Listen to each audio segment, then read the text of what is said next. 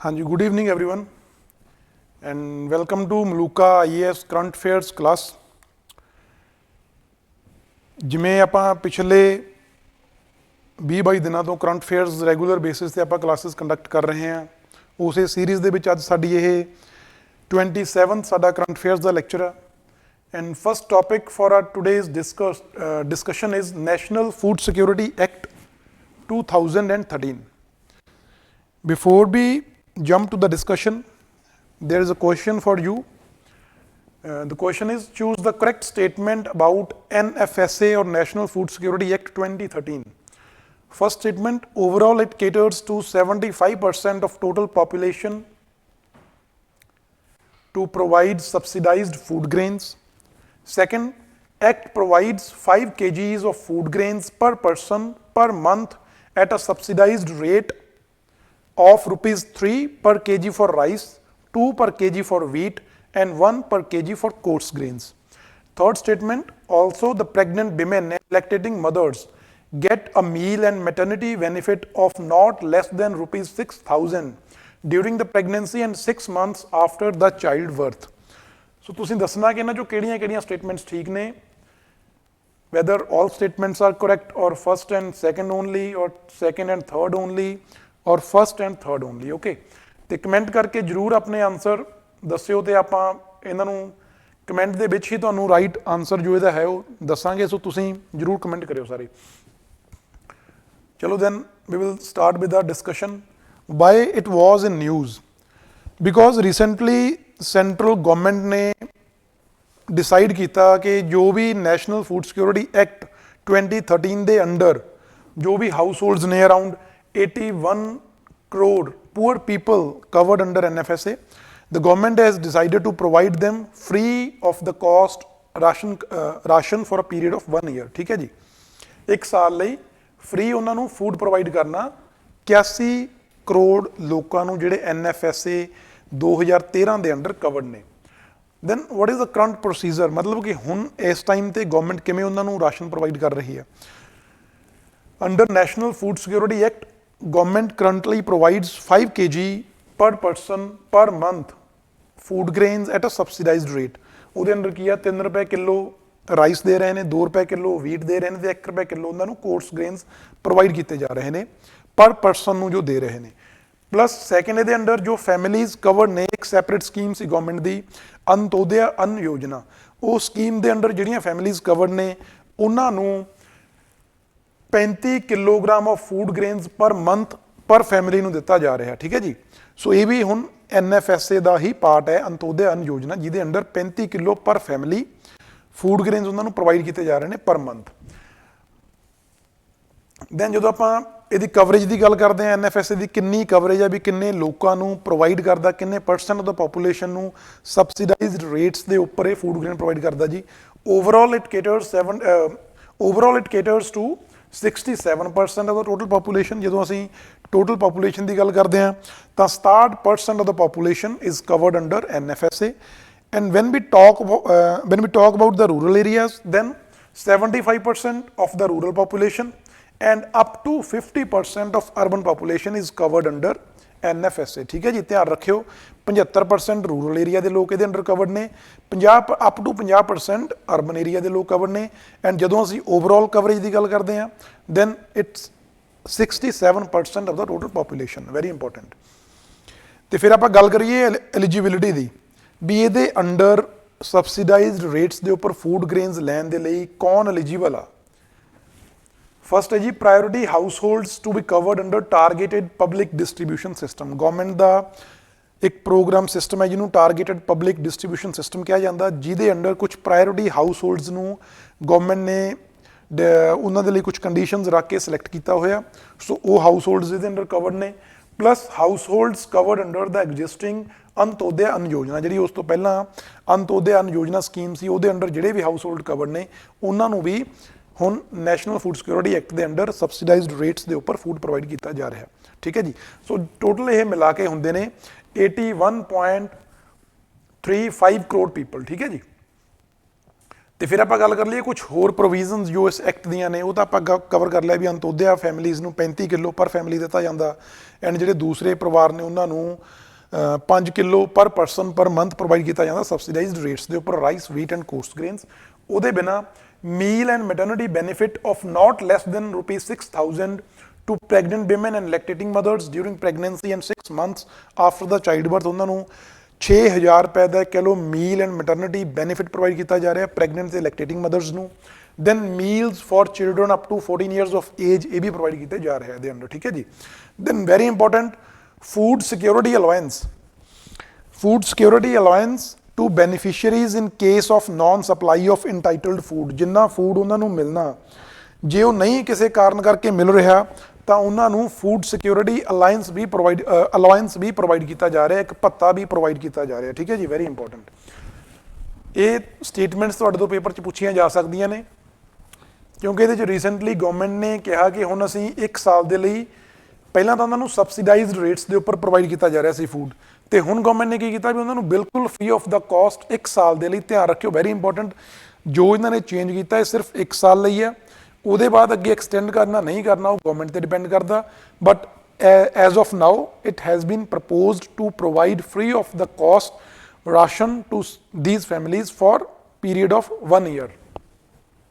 Then ਫਿਰ ਆਪਾਂ ਗੱਲ ਕਰ ਲਈਏ ਇਹਦੇ ਰਿਲੇਟਡ ਕੋਈ ਹੋਰ ਟੌਪਿਕ ਜੋ ਇਸ ਸਬਜੈਕਟ ਦੇ ਨਾਲ ਰਿਲੇਟਡ ਹੈ ਜੀ, ਦੈਟ ਇਜ਼ ਪ੍ਰਧਾਨ ਮੰਤਰੀ ਗਰੀਬ ਕਲਿਆਣ ਯੋਜਨਾ, ਵੈਰੀ ਇੰਪੋਰਟੈਂਟ।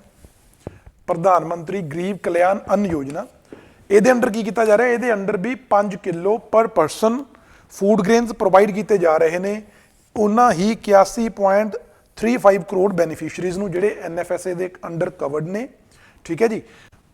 ਇੱਕ ਤਾਂ ਉਹਨਾਂ ਨੂੰ NFSA ਦੇ ਅੰਡਰ ਜੋ ਪ੍ਰੋਵੀਜ਼ਨ ਨੇ ਉਹ ਤਾਂ ਪ੍ਰੋਵਾਈਡ ਕੀਤਾ ਹੀ ਜਾ ਰਿਹਾ ਫੂਡ, ਪਲੱਸ ਉਹਦੇ ਨਾਲ ਉਹਦੇ ਤੋਂ ਇਲਾਵਾ 5 ਕਿਲੋ ਹੋਰ ਫੂਡ ਗ੍ਰੇਨਸ ਸਬਸਿਡਾਈਜ਼ਡ ਰੇਟਸ ਦੇ ਉੱਪਰ government free of the cost government ਉਹਨਾਂ ਨੂੰ ਪ੍ਰੋਵਾਈਡ ਕਰ ਰਹੀ ਸੀ।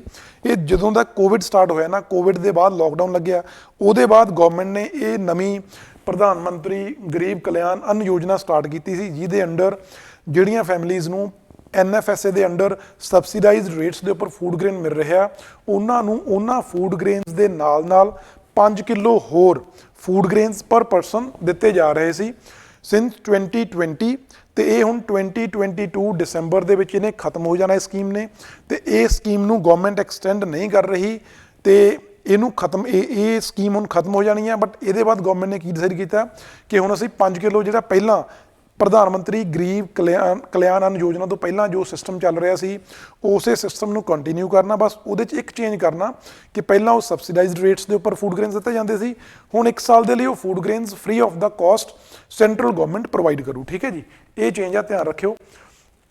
ਜਿਵੇਂ ਤੁਹਾਨੂੰ ਦੱਸਿਆ, this was over and above the monthly distribution of highly subsidised food grains under NFSA।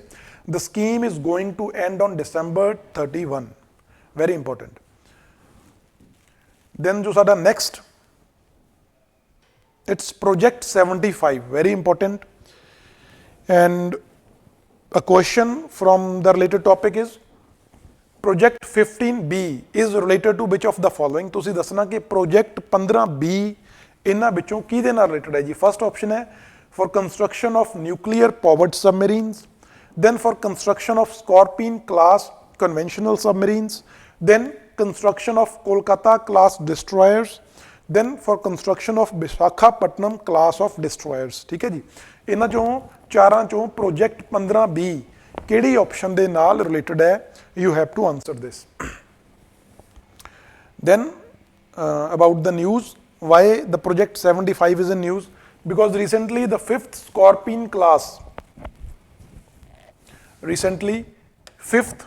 Scorpene class conventional submarine named Vagir was delivered to Navy, very important. INS Vagir एक conventional Scorpene class conventional submarine है जो recently Indian Navy ਨੂੰ deliver ਕੀਤੀ ਗਈ ਹੈ। It is named after a sand fish, ठीक है जी। जो वगीर है, वगीर ओरिजिनली एक सैंड फिश ਹੁੰਦੀ ਹੈ ਜਿਹੜੀ ਡੈਡਲੀ ਵੀ ਹੈ, and deep sea predator of the Indian Ocean. Indian Ocean ਦੇ ਵਿੱਚ ਇੱਕ ਪ੍ਰੀਡੇਟਰ ਆ ਸੈਂਡ ਫਿਸ਼ ਜਿਹਦਾ ਨਾਮ ਹੈ ਵਗੀਰ, ਉਸ ਨਾਮ ਦੇ ਉੱਪਰ ਇਸ ਨੇਵਲ ਸਾਡੀ ਜੋ ਸ਼ਿਪ ਹੈ ਕਹਿ ਲਓ ਜਾਂ ਸਬਮੈਰੀਨ ਆ INS ਵਗੀਰ, ਉਹਨੂੰ ਇਹਦੇ ਨਾਂ ਦੇ ਇਹਦੇ ਉੱਪਰ ਨੇਮ ਕੀਤਾ ਗਿਆ, ਠੀਕ ਹੈ ਜੀ। ਦੈਨ ਰੋਲ ਆਫ INS ਵਗੀਰ, ਜਿਹੜੀ INS ਵਗੀਰ ਲਾਂਚ ਕੀਤੀ ਆ ਜਾਂ ਉਹ ਨੇਵੀ ਨੂੰ ਡਿਲੀਵਰ ਕੀਤੀ ਆ, ਉਹਦਾ ਕੀ ਰੋਲ ਆ, ਉਹਦਾ ਪਰਪਸ ਕੀ ਆ। Anti-surface warfare, it can be used in anti-surface warfare, it can be used in anti-submarine warfare, for intelligence gathering, for mine laying and surveillance, ठीक है जी। प्लस होर भी ये बिना कुछ होर purposes भी ने, बट मेन ਇਹਦਾ जो रोल है वो ये 4-5 ਇਹਦੇ ਮੇਨ ਰੋਲਸ ਨੇ, ਮੇਨ ਏਰੀਆਜ਼ ਨੇ ਜਿੱਥੇ ਇਹਨੇ ਕੰਮ ਕਰਨਾ। Then what is a Scorpene class submarine, ਆਪਾਂ ਸਕੋਰਪੀਨ ਕਲਾਸ ਸਬਮਰੀਨ ਦੀ ਗੱਲ ਕਰ ਰਹੇ ਹਾਂ, ਸਕੋਰਪੀਨ ਕਲਾਸ ਕਨਵੈਨਸ਼ਨਲ ਸਬਮਰੀਨਸ ਦੀ ਗੱਲ ਕਰ ਰਹੇ ਹਾਂ। ਸਕੋਰਪੀਨ ਕਲਾਸ ਸਬਮਰੀਨਸ ਹੁੰਦੀਆਂ ਕੀ ਨੇ? Scorpene submarine is a conventional diesel electric powered submarine, ਠੀਕ ਹੈ ਜੀ। ਕਿਉਂਕਿ ਅੱਜ ਕੱਲ੍ਹ ਜੋ ਜਿਵੇਂ ਟੈਕਨੋਲੋਜੀਕਲ ਐਡਵਾਂਸਮੈਂਟਸ ਹੋ ਰਹੀਆਂ ਨੇ ਉਹਨਾਂ ਦੇ ਅੰਡਰ ਨਿਊਕਲੀਅਰ ਪਾਵਰਡ ਸਬਮਰੀਨਸ ਵੀ ਆ ਚੁੱਕੀਆਂ ਨੇ, ਬਟ ਜਿਹੜੀ ਸਕੋਰਪੀਨ ਕਲਾਸ ਸਬਮਰੀਨ ਹੁੰਦੀ ਆ, it is a conventional diesel electric powered submarine. ਇਹ ਡੀਜ਼ਲ ਇਲੈਕਟ੍ਰਿਕ ਦੋ ਇਹਦੇ ਫਿਊਲ ਨੇ ਜਿਨ੍ਹਾਂ ਦੇ ਬੇਸਿਸ ਤੇ, ਜਿਨ੍ਹਾਂ ਦੇ ਉੱਪਰ ਇਹ ਕੰਮ ਕਰਦੀ ਹੈ, ਜਿਨ੍ਹਾਂ ਕਰਕੇ ਇਹਨੂੰ ਕਹਿ ਲਓ ਪਾਵਰ ਮਿਲਦੀ ਹੈ, ਉਹ ਹੈ diesel electric. So Scorpene submarines are conventional diesel electric powered submarines, ਠੀਕ ਹੈ ਜੀ। ਸਬਮਰੀਨ ਕੀ ਹੁੰਦੀ ਆ? ਸਬਮਰੀਨ ਨੂੰ ਅਸੀਂ ਪੰਜਾਬੀ ਦੇ ਵਿੱਚ ਪਣਡੁੱਬੀ ਕਹਿ ਦਿੰਦੇ ਹਾਂ, ਜਿਹੜੀ ਪਾਣੀ ਦੇ ਵਿੱਚ ਡੁੱਬ ਕੇ ਰਹਿੰਦੀ ਹੈ। ਜਿਵੇਂ ਆਹ ਇਮੇਜ ਦੇਖੋਗੇ, ਇਹ ਪੂਰੀ ਦੀ ਪੂਰੀ ਅੰਡਰ ਵਾਟਰ ਚਲੀ ਜਾਂਦੀ ਹੈ ਜਦੋਂ ਇਹਨੇ ਕਹਿ ਲਓ ਕੰਮ ਕਰਨਾ ਹੁੰਦਾ। ਸਬਮਰੀਨ ਪਣਡੁੱਬੀ ਜਿਹੜੀ ਪਾਣੀ 'ਚ ਡੁੱਬ ਕੇ ਕੰਮ ਕਰਦੀ ਹੈ, ਠੀਕ ਹੈ ਜੀ। ਫਿਰ ਆਪਣੇ ਕੋਲ ਆ ਗਿਆ ਜੀ ਪ੍ਰੋਜੈਕਟ 75, ਜਿਹੜਾ ਸਾਡੀ ਨਿਊਜ਼ ਸੀ। ਪ੍ਰੋਜੈਕਟ 75 ਕੀ ਹੈ? Project 75 is a project to construct 6 Scorpene class conventional submarines under, very important, technology transfer from naval group of France, ਠੀਕ ਹੈ ਜੀ। ਇਹ ਜਿਹੜਾ ਪ੍ਰੋਜੈਕਟ ਆ, ਜਿਹੜਾ 2005 ਦੇ ਵਿੱਚ ਸਟਾਰਟ ਹੋਇਆ ਸੀ, 2005 ਦੇ ਵਿੱਚ ਸਾਈਨ ਕੀਤਾ ਗਿਆ ਸੀ। ਇਹਦੇ under 6 conventional Scorpene class conventional ਸਬਮਰੀਨਸ ਨੂੰ ਕੰਸਟਰਕਟ ਕਰਨਾ, ਡਿਵੈਲਪ ਕਰਨਾ, ਤੇ ਉਹਨਾਂ ਦੇ ਲਈ ਫਰਾਂਸ ਦੇ ਨੇਵਲ ਗਰੁੱਪ ਤੋਂ ਟੈਕਨੋਲੋਜੀ ਟਰਾਂਸਫਰ ਕਰੀ ਜਾਊ। ਉਹਨਾਂ ਦੀ ਟੈਕਨੋਲੋਜੀ ਆ, ਯੂਜ਼ ਅਸੀਂ ਕਰਾਂਗੇ ਇੰਡੀਆ ਦੇ ਵਿੱਚ, ਤੇ ਉਹਨੂੰ ਯੂਜ਼ ਕਰਕੇ 6 ਕਨਵੈਨਸ਼ਨਲ ਸਬਮਰੀਨਸ ਬਣਾਉਣੀਆਂ ਨੇ, ਜਿਨ੍ਹਾਂ ਦੇ ਵਿੱਚੋਂ 4 ਆਲਰੇਡੀ ਕਮਿਸ਼ਨ ਹੋ ਚੁੱਕੀਆਂ ਨੇ, 5ਵੀਂ ਹੁਣ ਡਿਲੀਵਰ ਹੋ ਚੁੱਕੀ ਹੈ। ਇਹ ਵੀ ਨੈਕਸਟ 2023 ਦੇ ਵਿੱਚ ਸਟਾਰਟਿੰਗ ਦੇ ਵਿੱਚ ਆਪਣਾ ਕੰਮ ਸਟਾਰਟ ਕਰ ਦੂਗੀ, ਤੇ ਇੱਕ ਰਹਿ ਜਾਣੀ ਆ, ਉਹ 2023 ਦੇ ਐਂਡ ਤੱਕ ਐਕਸਪੈਕਟਡ ਆ ਕਿ ਉਹ ਵੀ ਸਟਾਰਟ ਹੋ ਜਾਣੀ ਹੈ, ਠੀਕ ਹੈ ਜੀ। ਤੇ ਹੁਣ ਇਹਨਾਂ ਨੂੰ ਇੰਡੀਆ ਦੇ ਵਿੱਚ ਕੌਣ ਕੰਸਟਰਕਟ ਕਰ ਰਿਹਾ? ਜਦੋਂ ਪ੍ਰੋਜੈਕਟ 75 ਦੀ ਗੱਲ ਕਰਦੇ ਆ, in India it is implemented or construct under it the submarines are constructed by Mazagaon docks ship builders limited Mumbai. Very important, ਤੁਹਾਨੂੰ ਇਹ ਪਤਾ ਹੋਣਾ ਚਾਹੀਦਾ, ਪੁੱਛਿਆ ਜਾ ਸਕਦਾ ਪੇਪਰ ਦੇ ਵਿੱਚ ਕਿ ਪ੍ਰੋਜੈਕਟ 75 ਨੂੰ, ਇਨ ਪ੍ਰੋਜੈਕਟ 75 ਦੇ ਅੰਡਰ ਜੋ ਸਬਮਰੀਨਸ ਕੰਸਟਰਕਟ ਕਰਨੀਆਂ ਨੇ ਇੰਡੀਆ ਦੇ ਵਿੱਚ, ਉਹਨੂੰ ਕੌਣ ਕੰਸਟਰਕਟ ਕਰ ਰਿਹਾ ਜੀ? ਉਹ ਕਰ ਰਿਹਾ Mazagaon dock shipyard limited, Mumbai based ਹੈ ਜੋ, ਠੀਕ ਹੈ ਜੀ। Then so far the following 4 submarines, ਜਿਵੇਂ ਤੁਹਾਨੂੰ ਦੱਸਿਆ ਕਿ ਹਾਲੇ ਤੱਕ 4 ਇਹਦੀਆਂ ਸਬਮਰੀਨਸ ਨੇ ਜਿਹੜੀਆਂ ਉਹ ਕਮਿਸ਼ਨ ਹੋ ਚੁੱਕੀਆਂ ਨੇ। ਉਹ ਕਿਹੜੀਆਂ ਨੇ ਜੀ? These are INS Kalvari, it was commissioned in 2017, then INS Khanderi in 2019, INS Karanj in 21, INS Vela in 21, ਠੀਕ ਹੈ ਜੀ। ਇਹ 4 ਕਮਿਸ਼ਨ ਹੋ ਚੁੱਕੀਆਂ ਨੇ। INS ਵਗੀਰ ਰੀਸੈਂਟਲੀ ਡਿਲੀਵਰ ਕੀਤੀ ਜਾ ਚੁੱਕੀ ਆ, ਤੇ ਜਿਹੜੀ ਨੈਕਸਟ ਰਹੇਗੀ that is INS Vagsheer, it is expected to be delivered by end of 2023, ਠੀਕ ਹੈ ਜੀ। ਦੈਨ ਟੋਰਪੀਡੋ ਕੀ ਹੁੰਦਾ? ਇਹਦੇ ਨਾਲ ਰਿਲੇਟਡ ਹੁੰਦਾ, ਜਿਵੇਂ ਜੋ ਸਬਮਰੀਨਸ ਨੇ ਉਹਨਾਂ ਦਾ ਜੋ ਵੈਪਨ ਹੁੰਦਾ ਨਾ, ਜਿਵੇਂ ਕਹਿ ਲਓ ਮਿਜ਼ਾਈਲਸ ਹੁੰਦੀਆਂ ਨੇ ਜਾਂ ਬੰਬ ਨੇ, ਹਨਾ, ਜਿਹੜੇ ਉਹਨਾਂ ਨੇ ਕਿਸੇ 에ਅਰਕ੍ਰਾਫਟ ਨੇ ਡ੍ਰੌਪ ਕਰਨੇ ਨੇ, ਉਸੇ ਤਰ੍ਹਾਂ ਜਿਹੜੀਆਂ ਸਬਮਰੀਨਸ ਨੇ ਇਹਨਾਂ ਕੋਲ ਜਿਹੜਾ ਵੈਪਨ ਹੁੰਦਾ, ਜਿਹੜਾ ਇਹਨਾਂ ਨੇ ਫਾਇਰ ਕਰਨਾ ਅਗੇਂਸਟ ਦ ਇਨਕਮਿੰਗ ਥ੍ਰੈਟ, ਉਹ ਹੁੰਦੇ ਨੇ ਟੋਰਪੀਡੋ। ਟੋਰਪੀਡੋ ਕੀ ਜੀ? Torpedo is an underwater weapon launched above or below the water surface ਬਾਈ ਦ ਸਬਮਰੀਨਸ। ਜੋ ਪਣਡੁੱਬੀਆਂ ਜਿਹੜੇ ਹਥਿਆਰ ਨੂੰ ਲਾਂਚ ਕਰਦੀਆਂ ਨੇ, ਜਿਹੜੇ ਹਥਿਆਰ ਦੇ ਨਾਲ ਮਾਰ ਕਰਦੀਆਂ ਨੇ, ਉਹਨੂੰ ਕਹਿੰਦੇ ਆ ਟੋਰਪੀਡੋ। ਤੇ ਆ ਇੱਥੇ ਇਮੇਜ ਬਣੀ ਹੈ, ਜਿੱਦਾਂ ਸਬਮਰੀਨ ਆ ਵਾਟਰ ਬੋਡੀ ਆ, ਵਾਟਰ ਬੋਡੀ ਦੇ ਬਿਲਕੁਲ ਅੰਦਰ ਆ ਜੀ ਸਬਮਰੀਨ, ਤੇ ਆ ਟੋਰਪੀਡੋ ਆ ਜੋ ਇਹਨੇ ਲਾਂਚ ਕੀਤਾ, ਠੀਕ ਹੈ ਜੀ। ਦੈਨ ਇਹਦੇ ਨਾਲ ਰਿਲੇਟਡ ਇੱਕ ਟੌਪਿਕ ਹੋ ਰਿਹਾ ਜੀ ਪ੍ਰੋਜੈਕਟ 75I।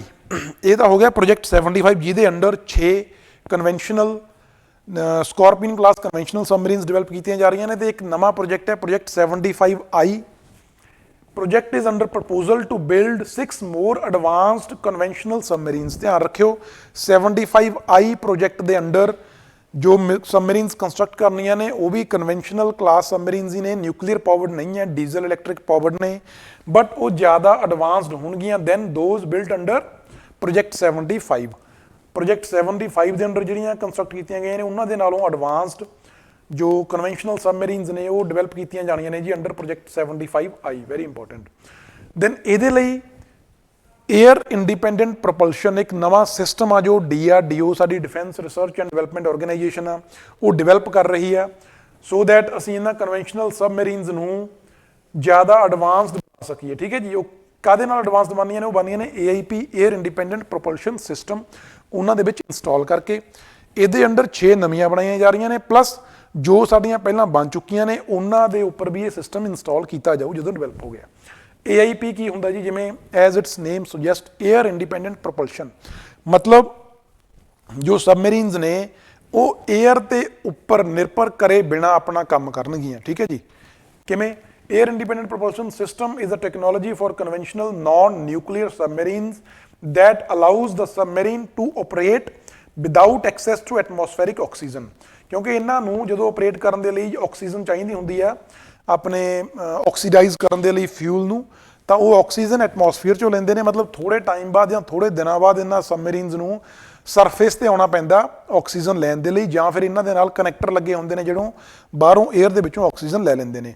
ਬਟ ਜਿਹੜਾ 에ਅਰ ਇੰਡੀਪੈਂਡੈਂਟ ਪ੍ਰੋਪਲਸ਼ਨ ਸਿਸਟਮ ਹੋਊਗਾ ਉਹਦੇ ਵਿੱਚ ਕੀ ਹੋਣਾ, ਇਹਨਾਂ ਨੂੰ 에ਅਰ ਦੇ ਉੱਪਰ ਕਹਿ ਲਓ ਜਾਂ ਐਟਮੋਸਫੀਅਰ ਦੇ ਉੱਪਰ ਡਿਪੈਂਡ ਕਰਨ ਦੀ ਲੋੜ ਨਹੀਂ ਪੈਣੀ ਆਪਣਾ ਕੰਮ ਕਰਨ ਦੇ ਲਈ। ਠੀਕ ਹੈ ਜੀ, ਇਹਦੇ ਨਾਲ ਇਹ ਮੋਰ ਐਡਵਾਂਸ ਹੋ ਜਾਣਗੇ। As of now India has 15 conventional and 1 nuclear powered submarine in service. जे आप करंट की गल करिए, साडे कोले 16 सबमरीन्स ने, जिन्हां चों 15 ने जिहड़ियां कन्वेंशनल ने, जिहड़ियां डीजल इलैक्ट्रिक ते काम करदियां ने, ते एक है जिहड़ी वो है जी न्यूक्लीयर पावर्ड। न्यूक्लीयर पावर्ड किहड़ी है? Nuclear powered is INS Arihant. India's only nuclear powered submarine is INS Arihant. It is India's indigenously developed. ठीक है जी, इंडिया ने खुद इंडिया दे विच डिवेलप की है nuclear ballistic missile submarine INS Arihant, very important. And next topic is cryo mesh technology, very important, cryo mesh technology. And the question from this topic is which of the following statements are correct about corals? First statement is corals have a symbiotic relationship with chlorophyta and rhodophyta algae. Second statement is entire Lakshadweep island of India is a coral island. Third statement, corals are highly sensitive to climate changes. Fourth statement, the Great Barrier Reef, one of the largest reefs in the world, is found along coast of Australia. So, ਤੁਸੀਂ ਦੱਸਣਾ ਕਿ ਇਹਨਾਂ ਜੋ ਕਿਹੜੀਆਂ statements correct ਨੇ, ਸਾਰੀਆਂ ਠੀਕ ਨੇ, ਜਾਂ all except 1 are correct, ਜਾਂ only 3 and 4 are correct, or only 2 and 3 are correct। ਤੁਸੀਂ ਦੱਸਣਾ ਇਹ ਕਮੈਂਟ ਕਰਕੇ ਦੱਸਿਓ ਕਿਹੜੀ ਇਹਨਾਂ ਦੇ ਵਿੱਚੋਂ ਸਟੇਟਮੈਂਟ ਠੀਕ ਆ। ਓਕੇ ਜੀ, then why the cryo mesh technology was in news? Because recently scientists have successfully trialed a new method for freezing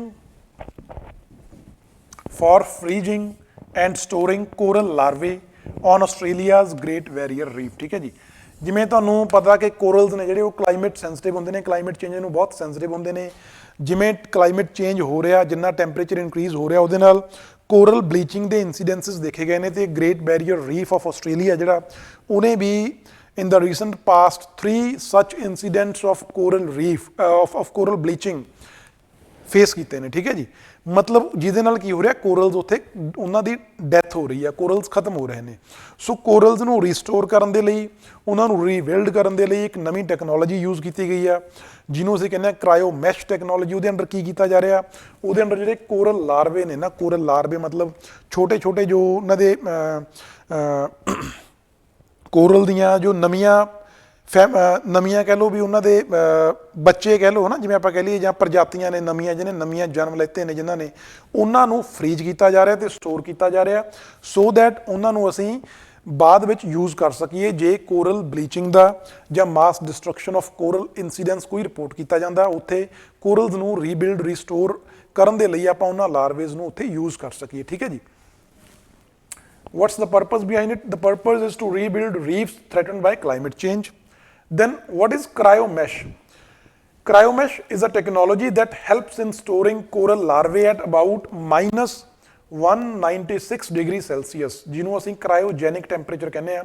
cryogenic temperature ਬਹੁਤ ਠੰਡਾ ਟੈਂਪਰੇਚਰ ਹੁੰਦਾ ਜੀ, ਕਿਉਂਕਿ ਕੁਝ ਲਾਰਵੇ ਨੇ ਜਾਂ ਕੁਝ ਚੀਜ਼ਾਂ ਨੇ ਜਿਹੜੀਆਂ ਇੰਨੇ ਘੱਟ ਟੈਂਪਰੇਚਰ ਤੇ ਹੀ ਐਗਜ਼ਿਸਟ ਕਰ ਸਕਦੀਆਂ ਨੇ। ਇਸ ਤੋਂ ਬਿਨਾਂ ਉਹਨਾਂ ਨੂੰ ਅਸੀਂ ਇਹ ਸਟੋਰ ਕਰਨਾ, ਜੇ ਇੰਨਾ ਟੈਂਪਰੇਚਰ ਨਹੀਂ ਹੋਊਗਾ ਤਾਂ ਉਹ ਸਟੋਰ ਨਹੀਂ ਹੋਣਗੇ, ਉਹ ਮਤਲਬ ਕਿ ਉਹਨਾਂ ਦੀ ਜੋ ਕੁਆਲਿਟੀ ਆ ਉਹ ਖਰਾਬ ਹੋ ਜੂਗੀ ਜਾਂ ਉਹਨਾਂ ਦੀ ਡੈਥ ਹੋ ਜੂਗੀ, ਹੈ ਨਾ। ਜਿਵੇਂ ਆਪਾਂ ਕਹਿੰਦੇ ਹਾਂ, ਜਦੋਂ ਤੁਸੀਂ ਜਿਹੜੇ ਮੋਸਟਲੀ ਬੱਚੇ ਪੰਜਾਬ ਤੋਂ ਬਿਲੋਂਗ ਕਰਦੇ ਨੇ, ਪਿੰਡਾਂ ਤੋਂ ਬਿਲੋਂਗ ਕਰਦੇ ਨੇ, ਜਿਵੇਂ ਅੱਜ ਕੱਲ੍ਹ ਅਸੀਂ ਜੋ ਬਫਲੋਜ਼ ਨੇ ਜਾਂ ਸਾਡੀਆਂ ਕੈਟਲਸ ਨੇ, ਉਹਨਾਂ ਦੀ ਆਰਟੀਫਿਸ਼ੀਅਲ ਇਨਸੈਮੀਨੇਸ਼ਨ ਕਰਦੇ ਆ, ਹੈ ਨਾ। ਜੋ ਉਹਨਾਂ ਨੂੰ ਸੀਮਨ ਦਿੱਤਾ ਜਾਂਦਾ, ਉਹ ਇੱਕ ਉਹਦੇ ਲਈ ਉਹਨੂੰ ਸਟੋਰ ਕਰਨ ਦੇ ਲਈ ਇੱਕ ਸਪੈਸ਼ਲ ਟਿਊਬ ਹੁੰਦੀ ਆ। ਜਦੋਂ ਵੀ ਕੋਈ ਡਾਕਟਰ ਤੁਹਾਡੇ ਘਰੇ ਆ ਕੇ, ਹੈ ਨਾ, ਸੀਮਨ ਮੱਝ ਨੂੰ ਜਾਂ ਗਾਂ ਨੂੰ ਪ੍ਰੋਵਾਈਡ ਕਰਦਾ, ਤੁਸੀਂ ਦੇਖਿਆ ਹੋਣਾ, ਉਹਦੇ ਜੋ ਇੰਜੈਕਸ਼ਨਸ ਨੇ, ਇੰਜੈਕਟ ਕੀਤੇ ਜਾਂਦੇ ਨੇ ਸੀਮਨਸ, ਤਾਂ ਉਹਨਾਂ ਲਈ ਇੱਕ ਸਪੈਸ਼ਲ ਬੈਗ ਹੁੰਦਾ ਜਿਹੜਾ ਉਹਨਾਂ ਸੀਮਨਸ ਨੂੰ ਸਟੋਰ ਕਰਦਾ। ਉਹ ਬੈਗ ਆ ਜਿਹੜਾ, ਉਹ ਟਿਊਬ ਆ ਜਿਹੜੀ, ਉਹਦੇ 'ਚ ਜੋ ਇਹ ਟੈਂਪਰੇਚਰ ਮੇਨਟੇਨ ਕੀਤਾ ਜਾਂਦਾ, ਕਿਉਂਕਿ ਉਹ ਜਿਹੜਾ ਸੀਮਨ ਆ ਉਹ ਉਸੇ ਟੈਂਪਰੇਚਰ 'ਤੇ ਹੀ ਜਿਉਂਦਾ ਰਹਿ ਸਕਦਾ, ਅਦਰਵਾਈਜ਼ ਉਹ ਮਰ ਜਾਊਗਾ, ਠੀਕ ਹੈ ਜੀ। ਸੋ ਉਹ ਹੁੰਦਾ ਵੀ ਮਤਲਬ ਉਹਨੂੰ ਉਹ ਜੋ ਰਿਕੁਆਇਰਡ ਟੈਂਪਰੇਚਰ ਆ ਉਹ ਪ੍ਰੋਵਾਈਡ ਕਰਦਾ ਉਹ। ਤੇ ਉਸੇ ਤਰ੍ਹਾਂ ਜਿਹੜੀ ਕ੍ਰਾਇਓਮੈਸ਼ ਟੈਕਨੋਲੋਜੀ ਆ, ਇਹ ਵੀ ਕ੍ਰਾਇਓਜੈਨਿਕ ਟੈਂਪਰੇਚਰ ਜੋ ਬਹੁਤ ਘੱਟ ਟੈਂਪਰੇਚਰ ਹੁੰਦਾ, -196 ਡਿਗਰੀ ਸੈਲਸੀਅਸ, ਉਸ ਟੈਂਪਰੇਚਰ ਦੇ ਉੱਪਰ ਕੋਰਲ ਲਾਰਵੇ ਨੂੰ ਸਟੋਰ ਕਰਨ ਦੇ ਵਿੱਚ ਹੈਲਪ ਕਰਦਾ, ਠੀਕ ਹੈ ਜੀ। Very important. This cryomesh was previously trialed on smaller and larger varieties of Hawaiian corals. ਹਵਾਈ ਆਈਲੈਂਡ ਦੇ ਵਿੱਚ ਜਿਹੜੇ ਕੋਰਲਸ ਨੇ, ਉੱਥੇ ਵੀ ਉਹਨਾਂ ਲਾਰਵੇਜ਼ ਨੂੰ ਸਟੋਰ ਕਰਨ ਦੇ ਲਈ ਇਹ ਪਹਿਲਾਂ ਯੂਜ਼ ਕੀਤਾ ਗਿਆ ਸੀ। ਸੋ ਧਿਆਨ ਰੱਖਿਓ, ਤੁਹਾਨੂੰ ਕੁਐਸਚਨ ਦੇ ਵਿੱਚ ਇਹ ਪੁੱਛਿਆ ਜਾ ਸਕਦਾ ਕਿ ਜੋ great barrier of reef, Australia ਦਾ ਗ੍ਰੇਟ ਬੈਰੀਅਰ ਰੀਫ ਆ, ਉੱਥੇ cryomesh technology first time utilise ਹੋਈ ਆ। ਨਹੀਂ, ਫਸਟ ਟਾਈਮ ਨਹੀਂ, ਇਸ ਤੋਂ ਪਹਿਲਾਂ ਇਹ ਯੂਜ਼ ਕੀਤੀ ਜਾ ਚੁੱਕੀ ਆ, ਬਟ ਉੱਥੇ ਵੀ ਇਹਨੂੰ ਹੁਣ ਯੂਜ਼ ਕੀਤਾ ਗਿਆ, ਠੀਕ ਹੈ ਜੀ। ਤੇ ਤੁਹਾਡੇ ਲਈ ਇੱਕ ਹੋਰ ਕੁਐਸਚਨ ਇਹ ਹੈ ਕਿ ਤੁਸੀਂ ਦੱਸਣਾ ਕਿ ਇੰਡੀਆ ਦੀਆਂ ਕਿਹੜੀਆਂ ਸਾਈਟਸ ਤੇ ਤੁਸੀਂ ਕੋਰਲ ਰੀਫਸ ਫਾਊਂਡ ਕਰ ਸਕਦੇ ਹੋ, ਜਾਂ ਸਾਨੂੰ ਇੰਡੀਆ ਦੇ ਵਿੱਚ ਕੋਰਲ ਰੀਫਸ ਕਿੱਥੇ ਮਿਲਦੇ ਨੇ, ਇਹ ਵੀ ਜ਼ਰੂਰ ਕਮੈਂਟ ਬਾਕਸ ਦੇ ਵਿੱਚ ਕਮੈਂਟ ਕਰਕੇ ਦੱਸਿਓ। So this was all about today's lecture. Thank you very much. ਤੇ ਕੁਐਸਚਨ ਨੇ ਜਿਹੜੇ ਜ਼ਰੂਰ ਕਮੈਂਟ ਕਰਕੇ ਦੱਸਿਓ, ਠੀਕ ਹੈ ਜੀ।